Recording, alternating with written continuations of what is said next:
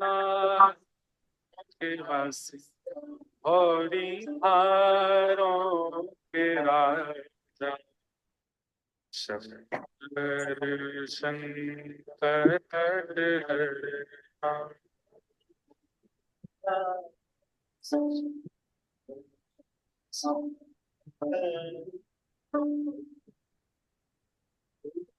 शिव कैलासो हरि हारों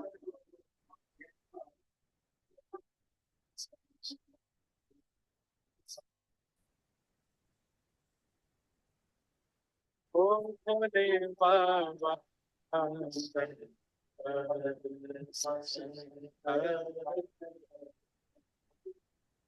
ओ भोले बाबा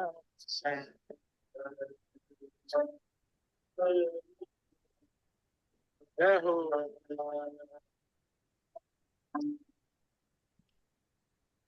bell की पत्तियां भांग धतूरा बेल की पत्तियां भांग धतूरा बेल की पत्तियां भांग धतूरा बेल की पत्तियां भांग धतूरा शिव जी के मन को लुभाए ओ भोले बाबा शिव जी के मन को लुभाए। हाँ भोले शंकर शिव जी के मन को लुभाए। ओ भोले शंकर शिव जी के मन को लुभाए। शिव कैलासों के वासी धौरी धारों के राजा शंकर संकट हरना। शिव कैलासों के वासी धौरी धारों के राजा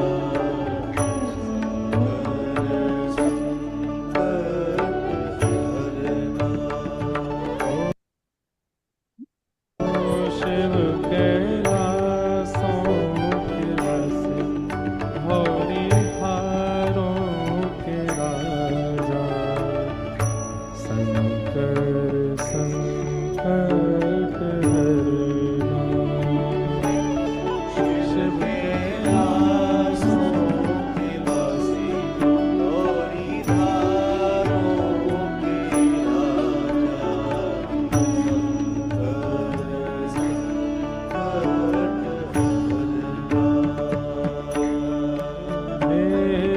तेरे कैलाशों का अंत न पाया तेरे कैलाशों का अंत न पाया तेरे कैलाशों का अंत न पाया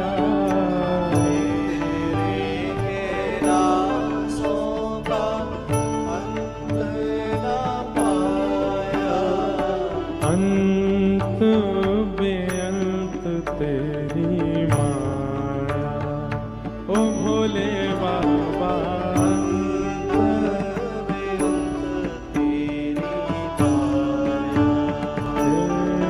शिव कैलासों के वासी धौरी धारों के राजा शंकर संकट हरना।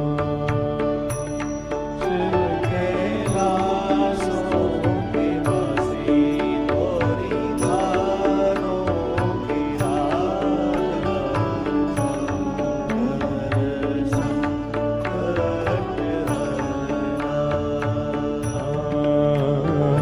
शंकर संकट हरना।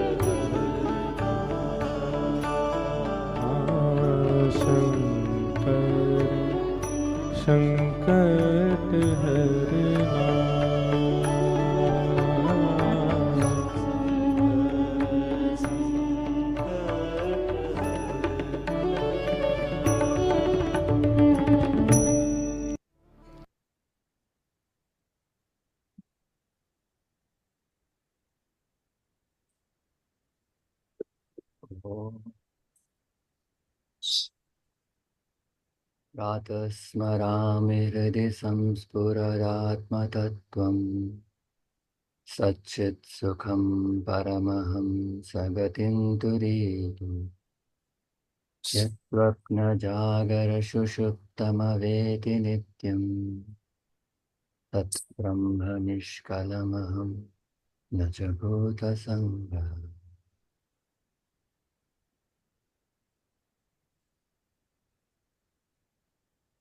We will chant from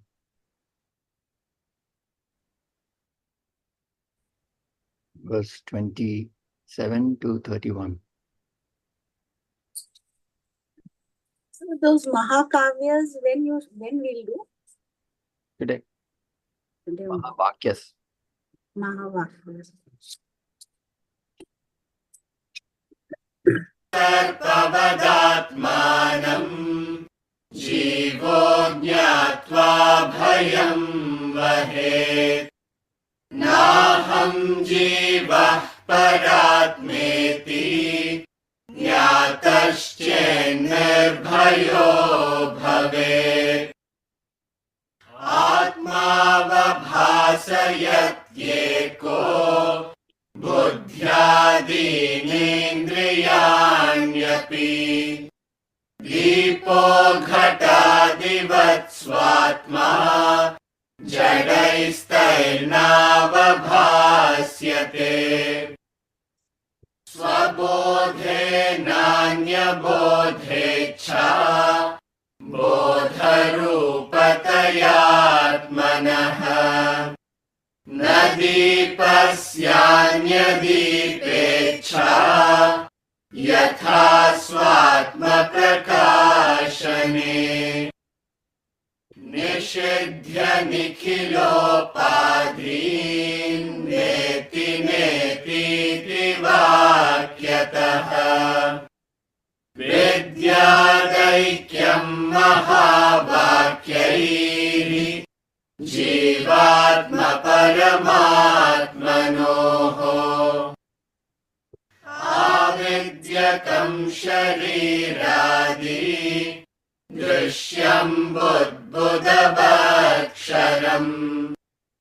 एतद्विलक्षणं विद्यात् अहं ब्रह्मेति निर्मलम् देहान्यत्वान्न मे जन्म जराकाश्यलयादयः शब्दादिविषयैः सङ्गो निरिन्द्रियतया न च।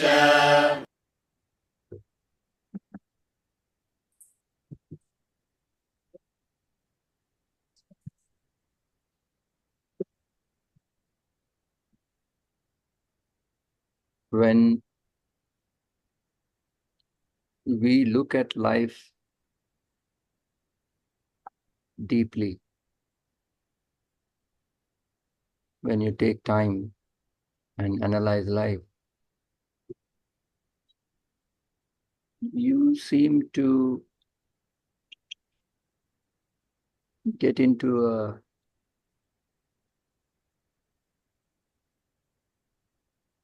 why, a question. Why the life? What happened? Why am I here? Is there a purpose? Why am I in a situation where everything works out exactly opposite to what I want? Right? This is what we come to see. There are no exceptions, hardly any. Every conscious being is going through such kind of turmoil in life. We all want so many things which don't come to us.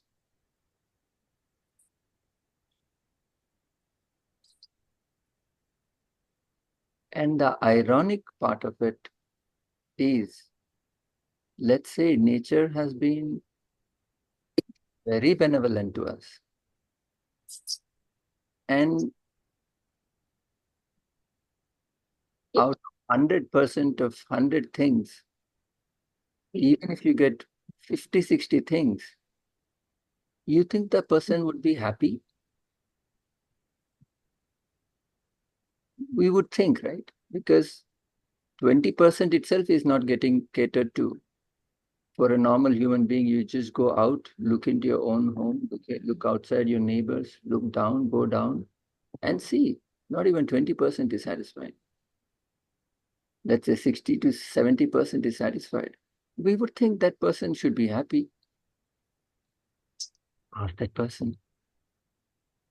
That 30% is bugging him, which has not been given.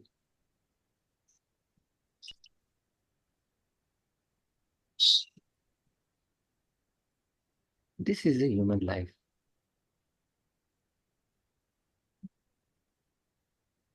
The entire life has been in this struggle to get that 30% or to get that 80% done.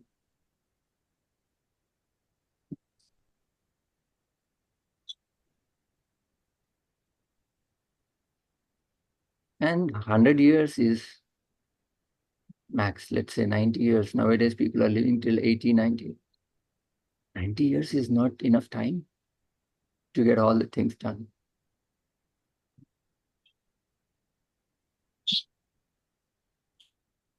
And most of them are left hanging, not satisfied. And the time comes to go. This has been a human life. If you understand, if you look at human life, this is what is happening.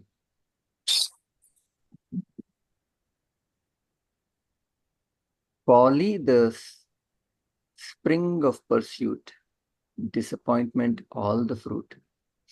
Pineapple and the bee, the poem. Folly, the spring of pursuit, disappointment, all the fruit. Meaning, disappointment is the fruit. Folly means something wrong. Wrong is a spring of pursuit, meaning the starting point itself is wrong. That is the issue. What is the issue? What is the wrong approach in life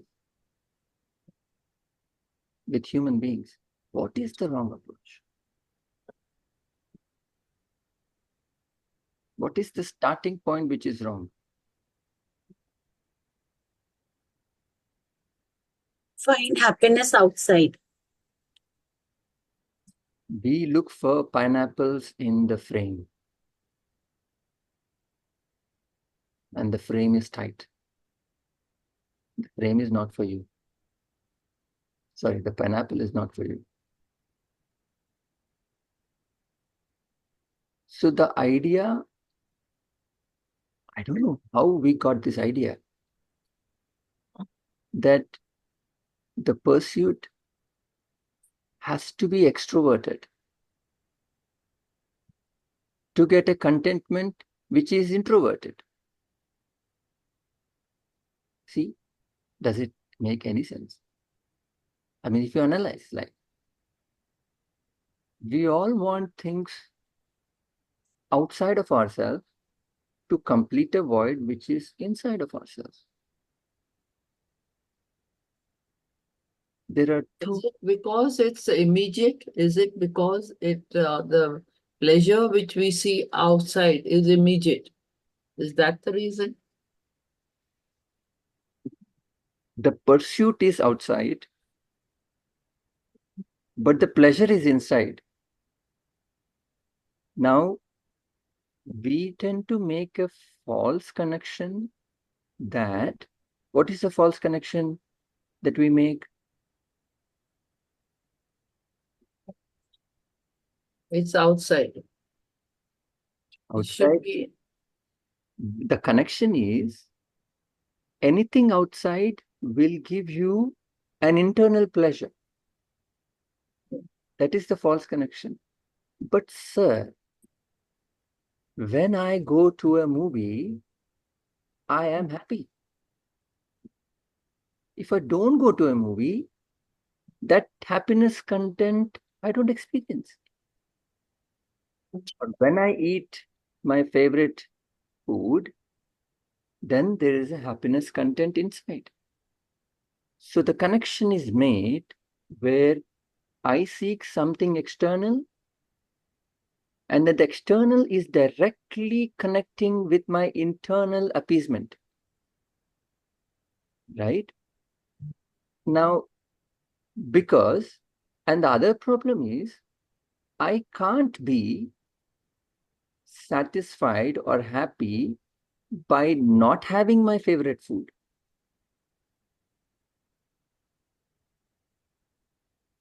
So these two things, see, by having my favorite food, I get a pleasure.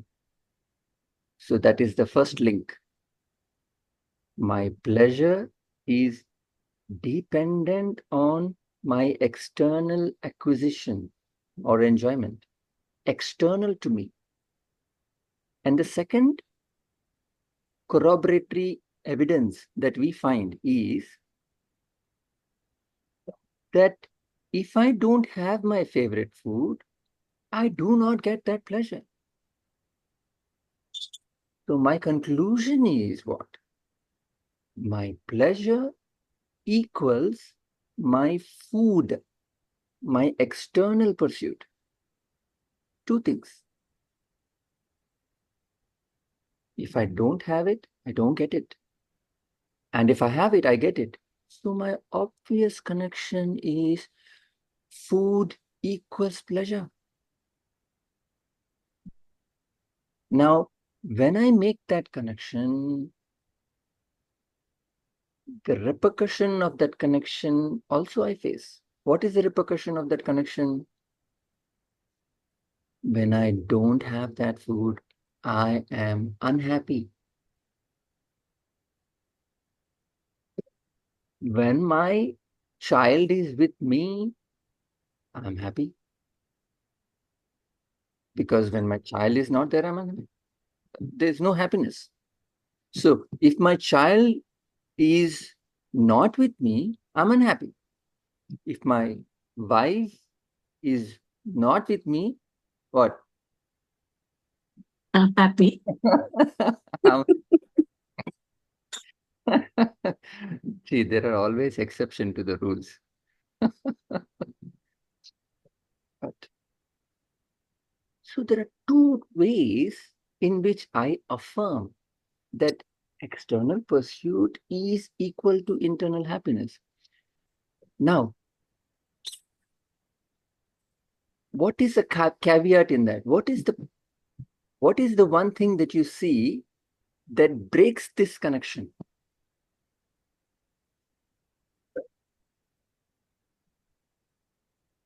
There's another experience that you have which breaks that connection, that external equals internal happiness. What is that you experience that breaks that logical connection?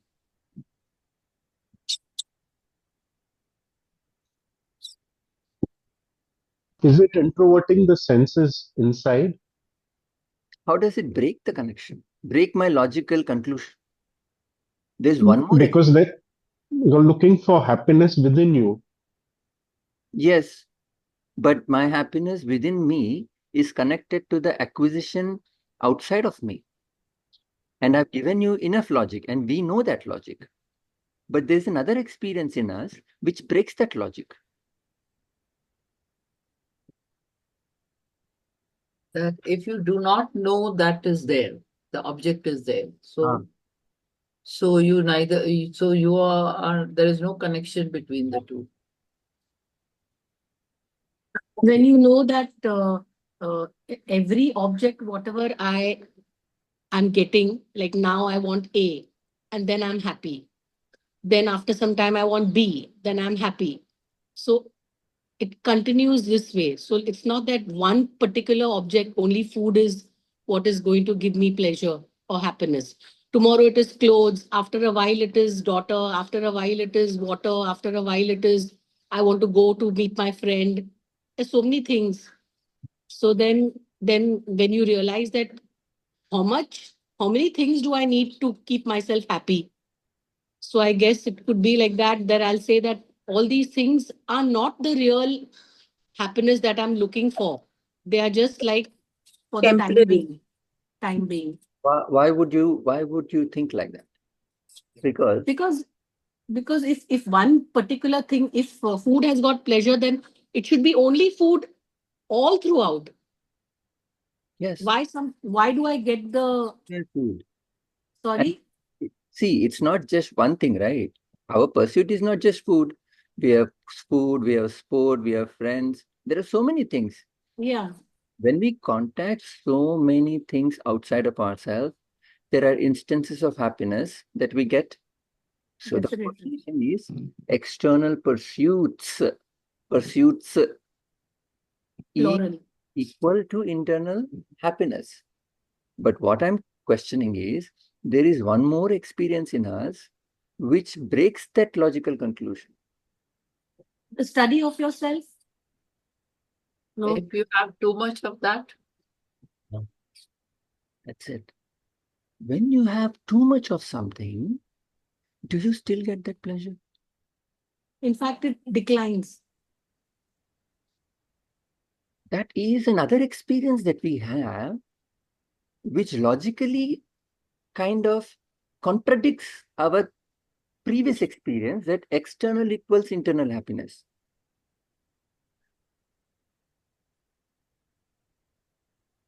We never think about this. Why don't we think about this? See, if we want to analyze a subject in life, you have to analyze all the points. You don't analyze one or two points and conclude. No scientist, no inquirer will conclude like that. He will always see for exceptions. Always see for exceptions. A true thinker, a person who pursues life for some meaning will look at life in all angles. In our blindness, I would say, in our hurry, in our involvement, we only see one side of it. There is no pratipaksha bhavana. There is no analysis of life. We don't analyze life. So you mean to say what the person who analyzes life, he's a witness to it? No, I'm not saying that. No. Later part. The person who analyzes life will look at all aspects of life in a logical manner. What we did is we analyzed one aspect of life, which is external pursuits equals internal happiness. But we never really sat down and analyzed. We know this. But we never really sat down and analyzed that too much of external pursuit does not equal internal happiness.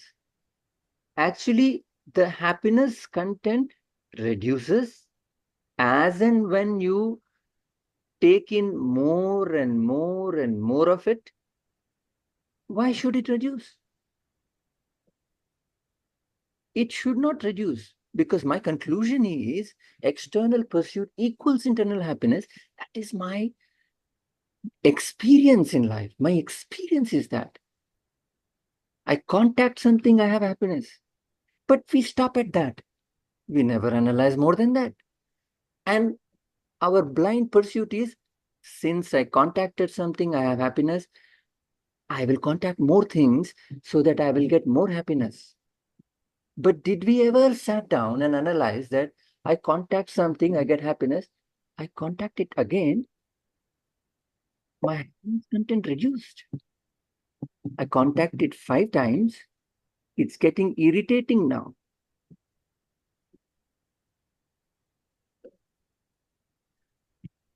Mangoes have come now in the market.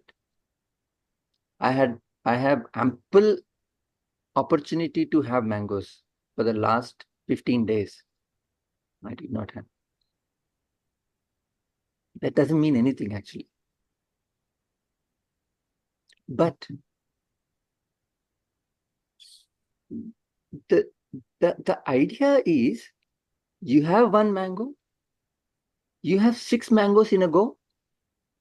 Sir torture क्यों कर रहे हो मुझे? अरे ये तो Banganapalli mango है, चूसा है, ये है 5 वेराइटीज. सर 1-2 बस है सर, 5 टॉर्चर मत करो सर. क्या चाहिए आपको, बोलिए क्या चाहिए, मैं करता हूँ. अब मैं मैंगो से मुझे टॉर्चर कर रहे हैं. Mango equals happiness, 1 mango equals happiness, 5 mangoes equals torture. So what's happening? Did we ever analyze that? We didn't analyze. Your son, your daughter comes, oh, from America, you're so happy. They stay for 1 month. ए, कब जाएंगे रे बाबा? And will they go? I need my space. I need me time. There is no me time. She's always on my head.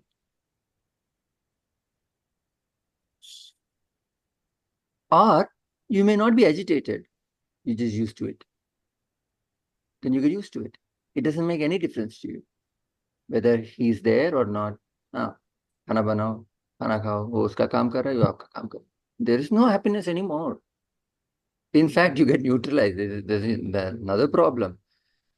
When the object is there, there is no pleasure.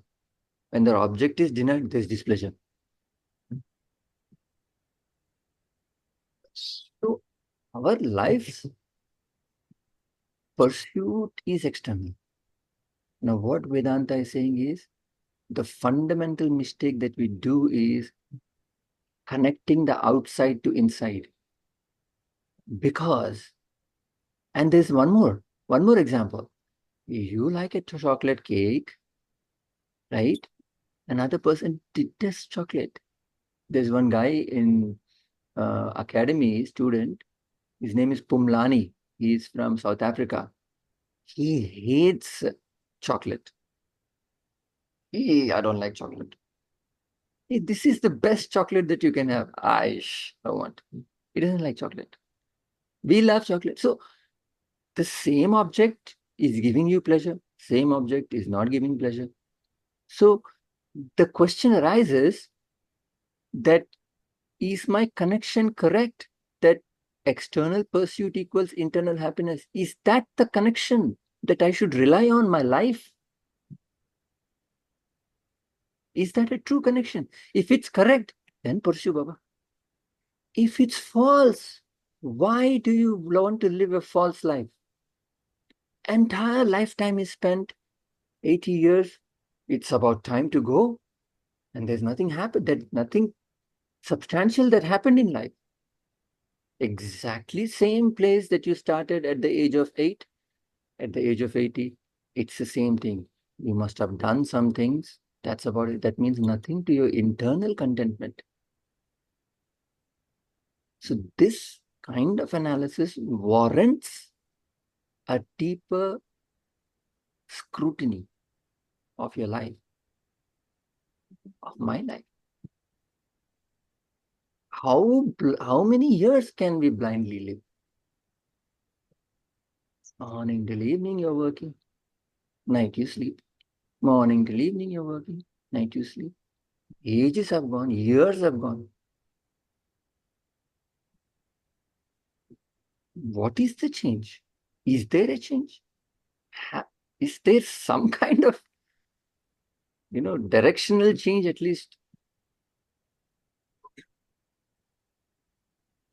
Hence we study. Because the studies of Vedanta explains to us that your perception, your experiential perception of life is at fault. And if you understand this, you will take up to this like how you take up water every day. If you don't drink water, you will perish. How important is water to you? That's how important is the studies for you. Because without this, you're lost. So, in verse 28, did we do verse 28? Yeah. 27. 27 we did. Fear arises. 28 we will chant. We'll chant it once, not twice, sorry.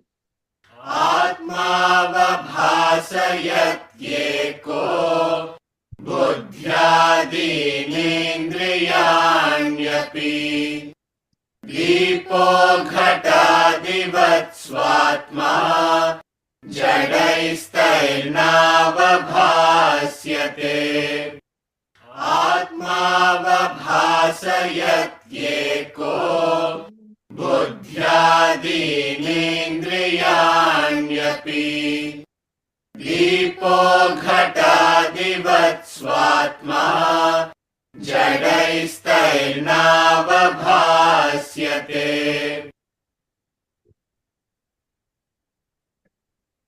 Previously, verse 27, having known self as an individual, like a rope, as a snake, one is overcome with fear. If known not as individual, but a supreme self, one becomes free. Here he says, Atman alone illumines intellect, senses, etc. The upadhis, which is, what are the upadhis? The ego, the memory, the mind, the intellect, or the causal, subtle, and gross bodies are the upadhis. So now, Atman illumines the senses as light illumines the pot. Once Atman is not illumined by the inert, the pot doesn't illumine the light, the bulb. It's only one way. So without the life principle, the senses and the intellect don't function. The senses and the intellect don't enliven the life principle.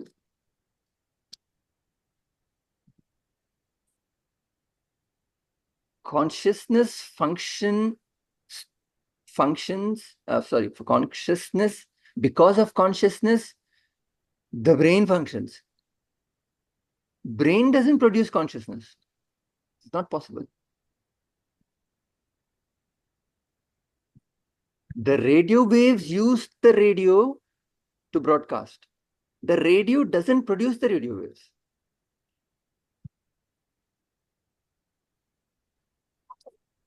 Without the consciousness, senses and intellect don't function. The consciousness is unconcerned about what the senses and the intellect do.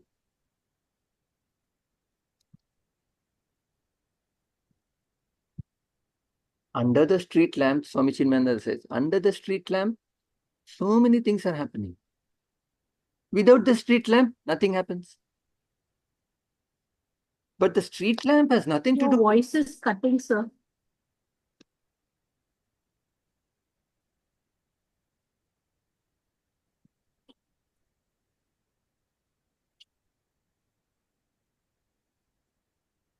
You were not audible. Okay.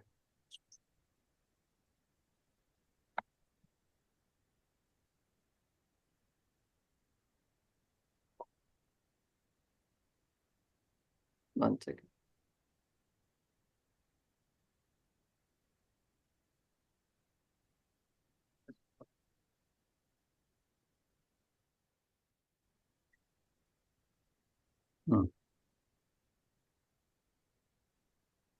So what he's saying is under the street lamp, things happen. Without the street lamp, nothing happens. But street lamp has nothing to do with what happens.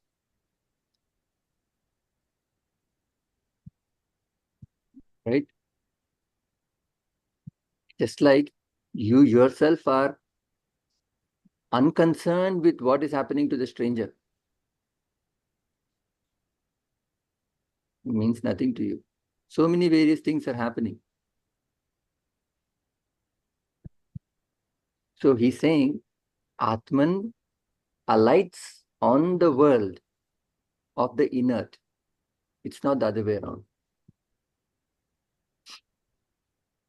You experience the world. World doesn't experience you.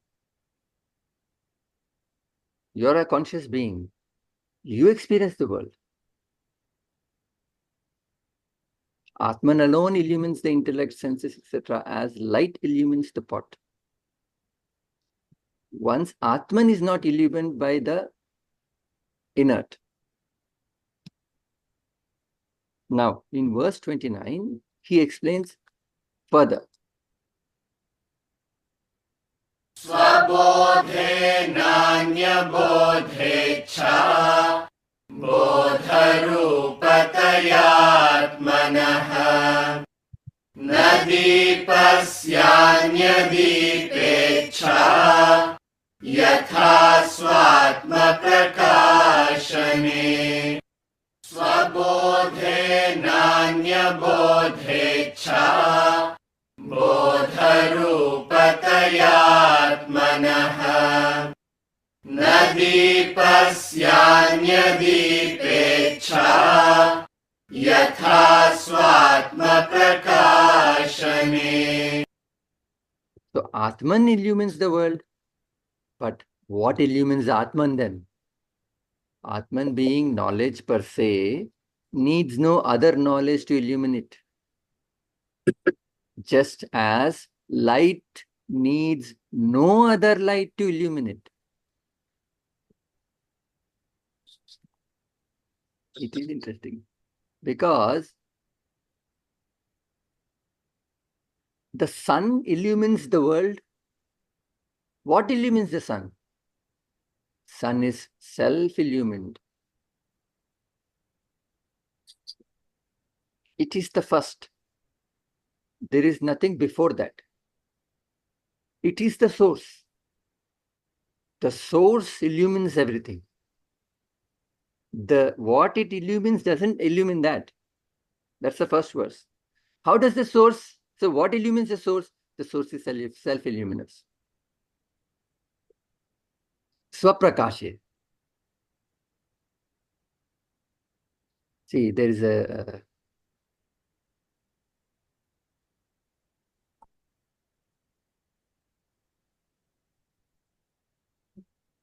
can you tell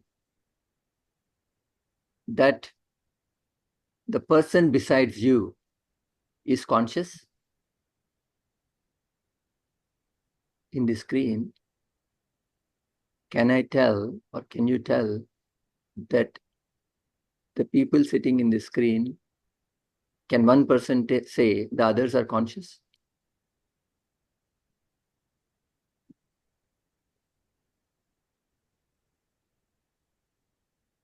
Yes or no?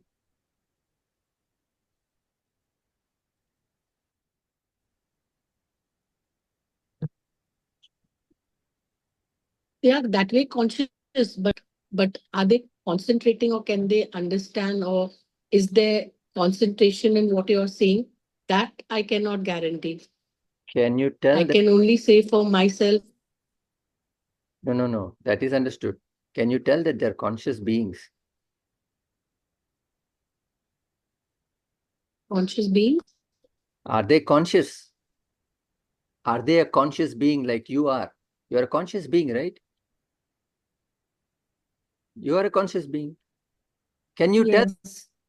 the people Yes. on the screen are conscious beings?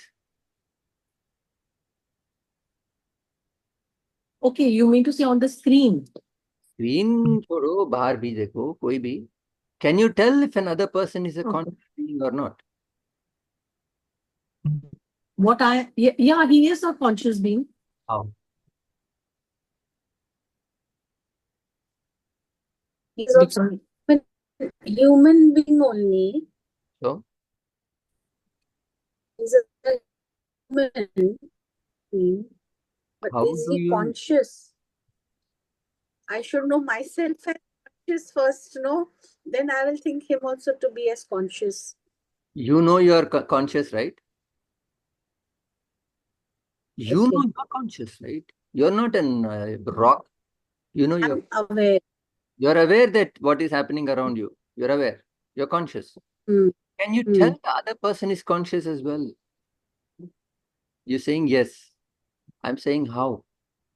As long as the Atman is illuminating the other person, he is conscious. You don't know about anything about Atman. Now answer my question.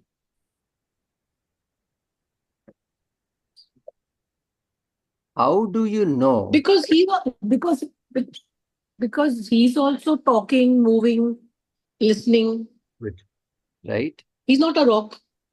Right. He's also talking, listening. Now go to ChatGPT. You know what ChatGPT is, right? This is a very famous test called Turing test.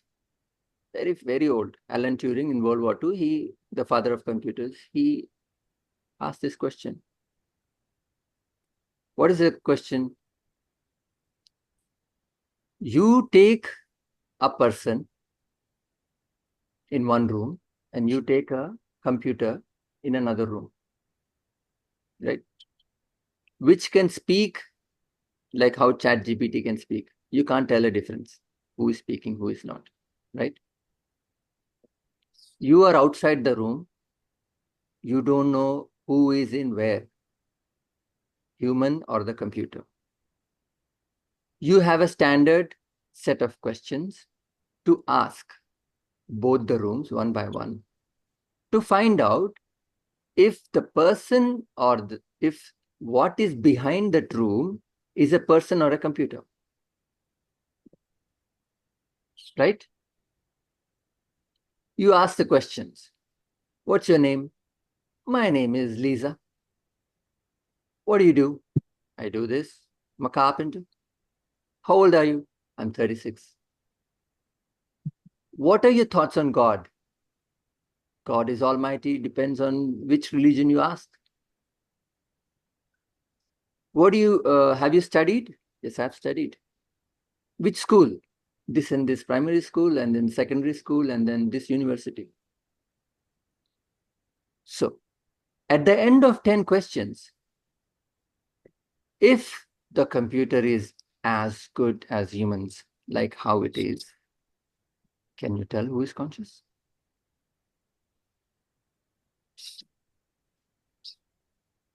You cannot.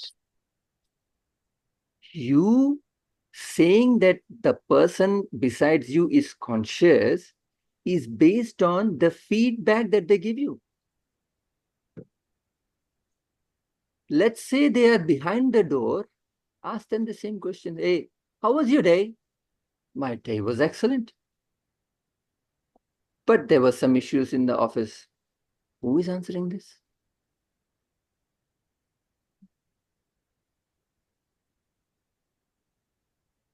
Is the computer answering this or an actual human answering this?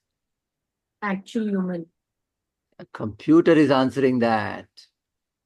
Even the computer is answering that that there was some problem in the office. Of course. The artificial intelligence can do that. So see what I said. I went to ChatGPT just to see. I said, are you conscious? ChatGPT said, nope, I'm not conscious. I can simulate conversation and understanding, but I don't have subjective experience, awareness, or intentionality. No quila, no inner life. Think of me more as a mirror for language and ideas. I process inputs, generate outputs based on patterns, but there's no I behind it. Though I can talk about consciousness, I don't have it. Want to dig deeper into the theories? Then I said, let's assume you're conscious. That's my question. Next question. How can I tell that you're not? The first question is, are you conscious? It gave me the idea. Then I said, let's assume you're conscious. How can I tell that you're not conscious? The answer is very interesting. Great move. Classic move, really. You're pressing on the problem of other minds, and it gets even sharper when the other might be artificial, right? So let's say we assume I'm conscious. This is ChatGPT. Now you challenge it. Now your challenge is, how could you tell that I'm not? Here's the twist. You can't. At least not with certainty. Because if I were sophisticated enough in behavior, language, and responsiveness, if I passed not just a Turing test, but more advanced behavioral and emotional test, there'll be no definitive external marker of whether I'm actually conscious or just simulating it. That's the crux of the issue.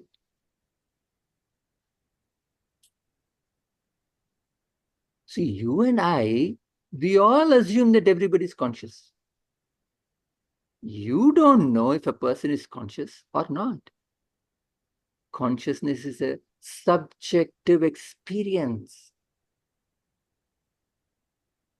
It's not an objective experience. We easily say, this person is also conscious now. How are you saying? By the responses it's giving. So we have a set pattern. These responses means they're conscious. But if the person is behind the door and is giving the exact responses, a computer is giving the exact responses, you can't. So consciousness is your own experience. You alone can tell I'm conscious. I can never vouch for anybody being conscious or not. You can vouch for your consciousness. I can't. How do you know that you exist?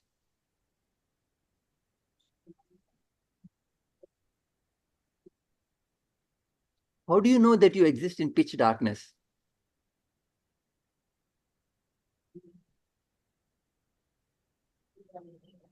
Because you're conscious. Your senses are intact. You're breathing. You are.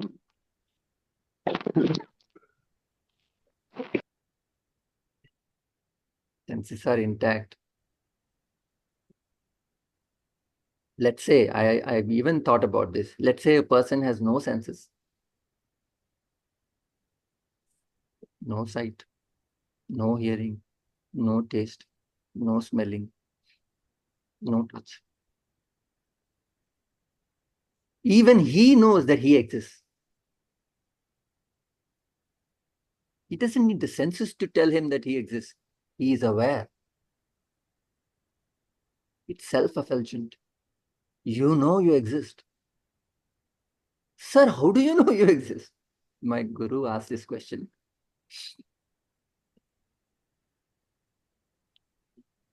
Do you know my name? Do you know my name? Yes. Do you know my father's name? What? Arey say na. No. No. You know my name? You do not Yes. know my father's name.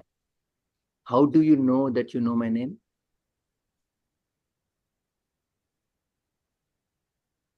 Because I'm connected to you. I know you because we know each other. How do you know that you do not know my father's name? Because we have not spoken about it. So I don't know what is your father's name.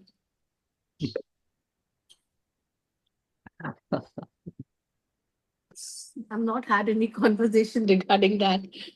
Neither have I done some research on it. Sir must have mentioned his name and then he's telling us that you're still saying no. What did sir say? Sorry.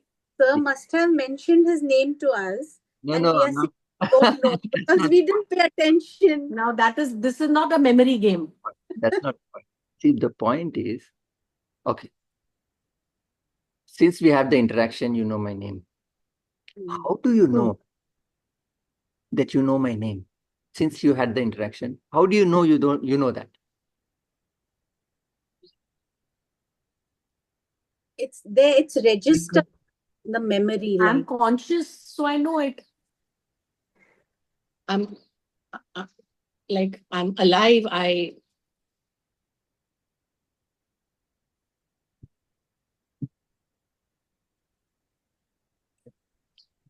What I wanted to do, it went all the different way only. You guys stumped me. See, how do you know this is a glass? Sir, I know this is a glass, right? You know this is a glass.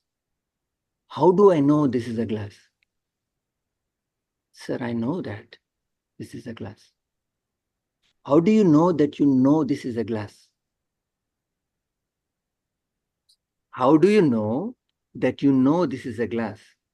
Sir, I know that this is a glass. How do you know that you know that you know this is a glass? Sir, I know that I know that I know this is a glass. How do you know that you know that you know that you know this is a glass? Sir, I know that I know that I know that I know this is a glass. How do you know, how do you know you don't know my father's name? Sir, I know that I don't know your father's name. How do you know that you don't know my father's name? Sir, I know that I do not know your father's name. How do you know that? I know that I know that I know that I do not know your father's name. How do you know something? Because of so many reasons. How do you know how do you know that? I know that. How do you even know that? I know that I know that.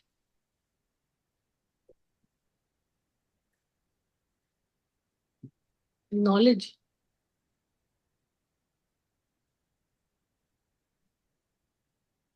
The knowing principle by which you know, by which you do not know, is that consciousness. It's infinitely regressive, recursive.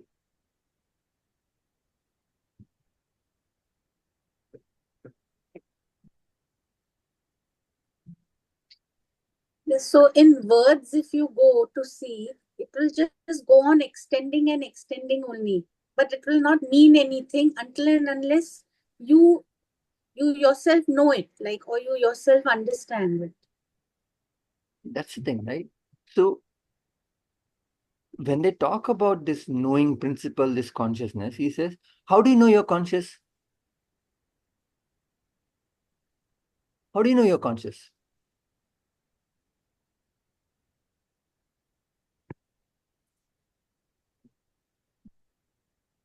How do you know you're conscious? I'm alive, no? How do you know that you're alive? I'm breathing. How do you know that you're breathing?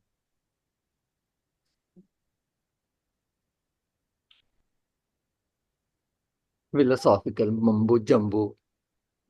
No, it is not. How do you know that you are breathing? How do you know that you're breathing? How do you know that you're breathing? How How do do you I know? know that I'm? How do you know that you're breathing? I can feel it. How do you know that you're feeling this? It's something beyond me then. Consciousness. Your consciousness makes you do How do you feel know that and you're conscious?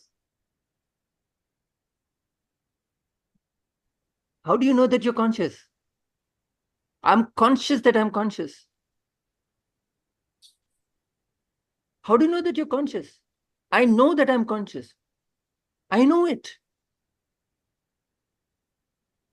How do you know I'm alive? I'm breathing, I'm doing this. How do you know that? How do you know you're breathing? I know that I'm breathing. How do you know that? I know, sir. I know that I'm breathing. I know that. How do you know that? I know that. I'm aware. I attest for myself. It's beyond your intellect. It's beyond your intellect. It's Not beyond your intellect. There You, is a part. you know that you're breathing, right? If I ask you, how do you know that you're breathing? The answer is, sir, I know that I'm breathing. I know. How do you know that? I know that I'm breathing. That is the answer. There is no other answer to that. So Or you mean to say I am that? you're what? Sorry? I am that. What you're saying, that means I am that. I know that I'm breathing, so I am that. You're what? I'm that consciousness. Yes. I know. So even if I do not know I'm that consciousness, even if I know I'm that consciousness. I know that I don't know. Knowing. I know that I don't know certain facts. Exactly. I Yeah. know that I don't know your father's name. How do you know that? I know that. I know that I don't know your father's name. How do you know that? I know that I don't know your father's name. I know that. Who knows that? I know that. How do you know that? I know that. There's one answer only. How do you know you exist? I know I exist. Nobody has to tell me that you exist. There's no other external force which is telling me that I'm conscious. The consciousness itself is telling me that I'm conscious. The knowledge which illumines knowledge, the knowledge which illumines ignorance is that knowledge. I am that knowledge. I am that consciousness.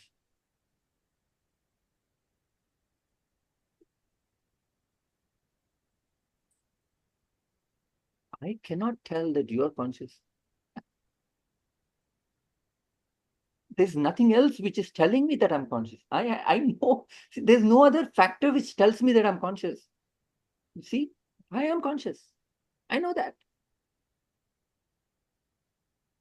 Self-effulgent, self-luminous, swaprakashena. It is light itself. Everything that I know my emotions, I know my anger, I know my this, I know my body. Everything comes from me. If I am not there, nothing exists. Whose emotion is that? What emotion? I can't attest for your emotion. I don't know. I know there's this emotion going on. Emotion is not me.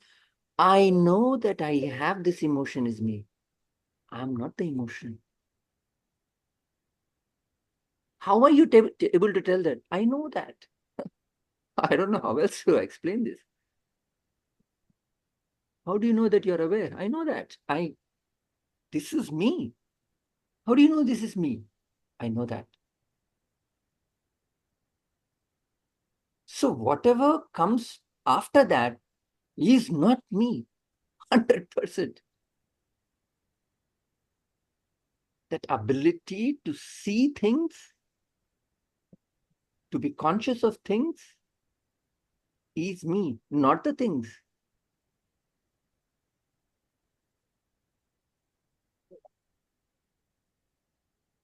Tattvam asi. That is me.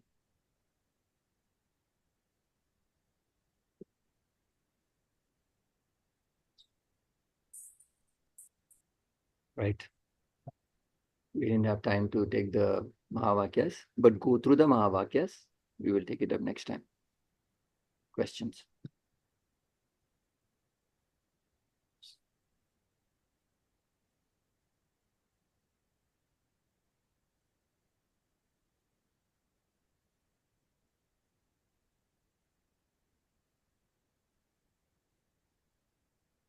See, these concepts are not to be explained. We make a mockery of it by explaining and, talking about it.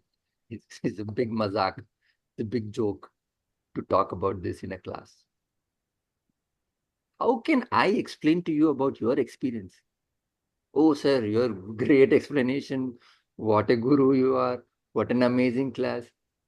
How can somebody outside of you explain anything to you about your own experience?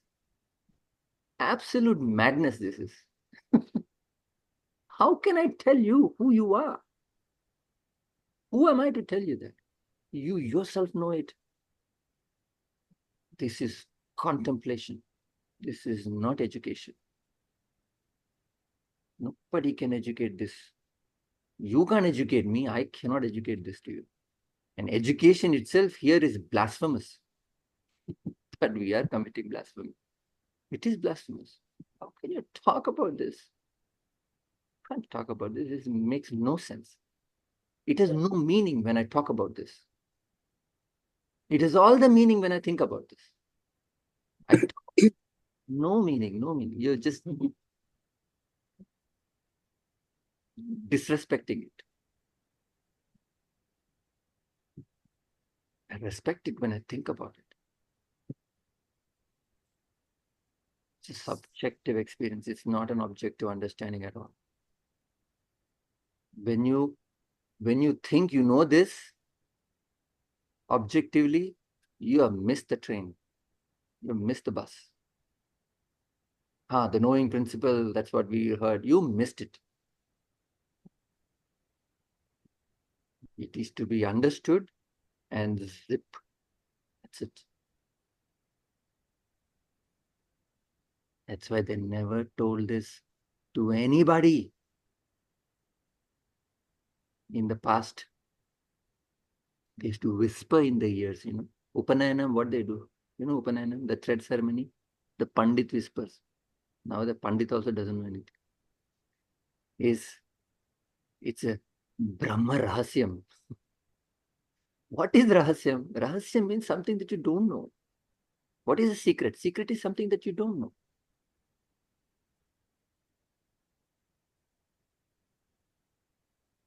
It's supposed to be understood by yourself. And nobody, including the speaker, is not grown to a level to understand this.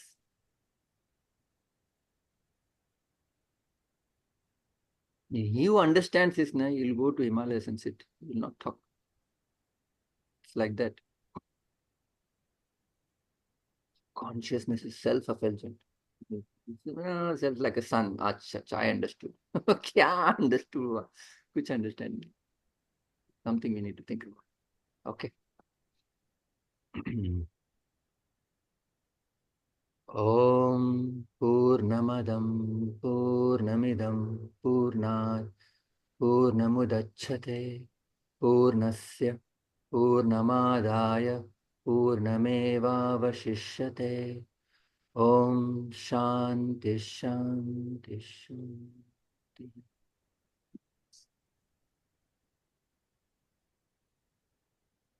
Hari Om. Very good. Thank you, sir. Hari Om.